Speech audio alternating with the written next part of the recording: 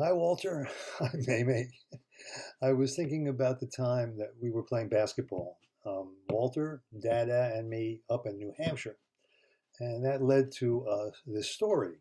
And this is a story called The Puppies Meet the Boston Celtics, also known as 5 Seconds to Go. Okay, so the puppies were bored, they were restless. They had just finished, they had beaten the Legion of Doom. They chased away Zeus and the Olympians. They saved Bear's life from Captain Underpants, Boss Baby, and the Croods, and they needed an adventure. They needed some excitement. Plus, they were in the basement of the house with tall ceilings because they're 10 feet tall, except for Greasy, and they were in the basement of the house and they heard some singing.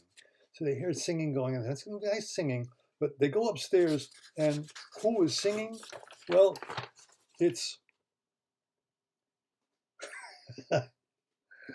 it's Mama and Lolly singing, but they're singing into ears of corn. They're not singing. There's no microphone here. It's ears of corn, and they're beginning to think that they got to get out of the house. They need to get out of the house, and they need to do something, and they need an adventure. So they walk outside, but because of all of these adventures, they're pretty famous. They're like well known now around town. People say, "Oh, whoa, there's the puppies.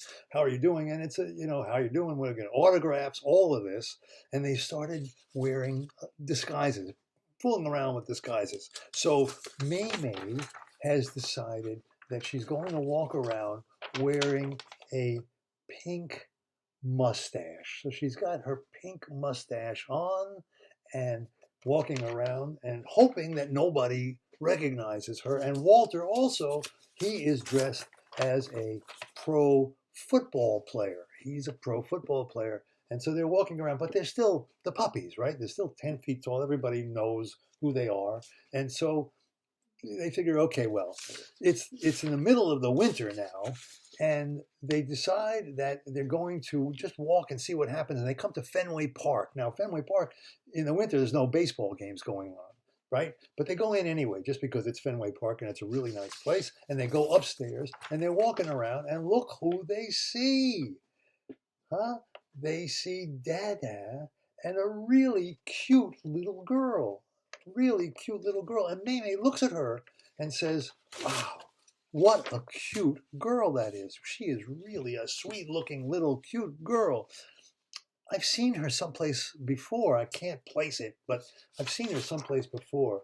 But okay, so there's no game, and they decide that they're gonna just keep walking. Now it's cold. It's the middle of the winter, and they walk around the corner, and look what they see. They see Lolly shoveling snow, right? Papa said, "Look, why don't we just let it melt, right?" And Lolly said, "No, we got to shovel the snow." So she's shoveling snow, and they realize a couple of things. First of all, they realize they're 10 feet tall and it's the winter, right? 10 feet tall and winter. What sport is played in the winter? Basketball. Basketball is played in the winter. And what athletes need to be tall? Basketball players. So they decide, this is it.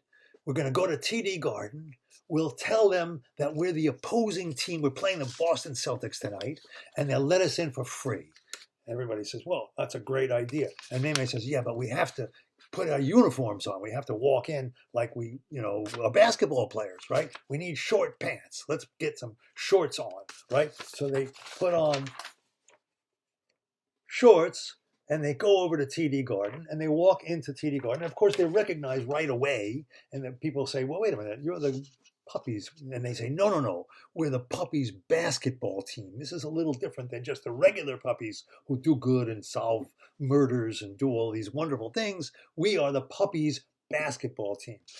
And we are the opposing team tonight. We're playing the Boston Celtics. We're playing the Boston Celtics. So they let him in, right? And they give him all these basketballs. Now, other than Walter, and maybe a little bit, none of the puppies really know how to play basketball, right? So they're dribbling off their feet, and they're throwing the ball, and it's hitting the seats and each other on the head. And Greasy is sort of being greasy, so he's they're just doing the best they can. Meanwhile, the Boston Celtics are on the other side of the court, and they're looking at these guys, and they're saying, "Wait a minute.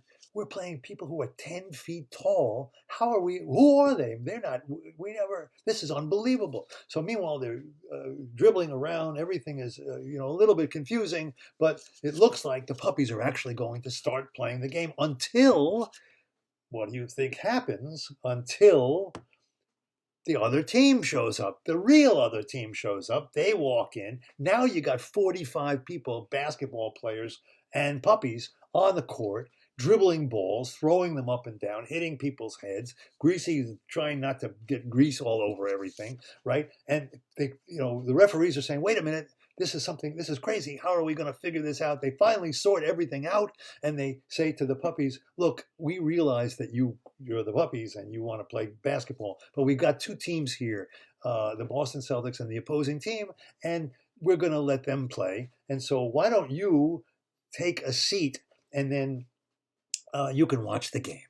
So the puppies say, "Okay," but they're very tall people, right? So they can't just have one seat per. Their feet are their legs are 8 feet long, right? So they need 3 seats to get into to be sitting there. And then you need social distance because of social distance. And so they're social distancing, and they need 3 seats, and really what then happens is an entire section of TD Garden is taken up by the puppies sitting around, right, watching the game. Anyway, the game starts, and it's really exciting, They've got wonderful seats.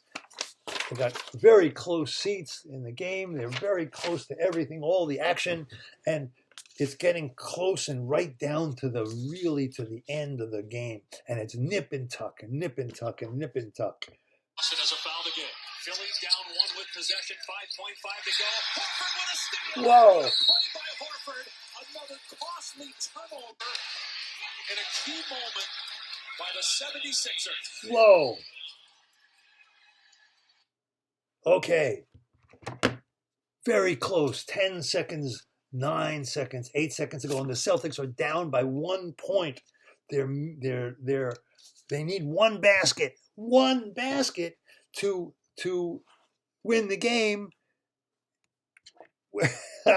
They need one basket to win the game. And did you hear? Somebody's calling me. Excuse me for a second. Hello? What? Walter? Story about Walter. Where is Walter? You're right. He's coming. It's happening. You have to be patient about these things. Okay. I'm sorry. Well, okay. All right. Okay. Here it comes. Okay. So the game is close. The Celtics are down by 1 point. They need one basket in order to win, right? To get the last second shot. And so they call a timeout, and they go into a huddle. Everybody crowds around, and they go into a huddle, and they figure, okay, what they're trying to come up with a plan to who's going to make that last shot, who's going to take that last shot to win this game. Huh? Okay, or lose the game, but win the game. Okay. And in the middle of all of this, in the corner, May looks, and guess who she sees? The sorceress. And the sorceress, is wearing a Celtics shirt.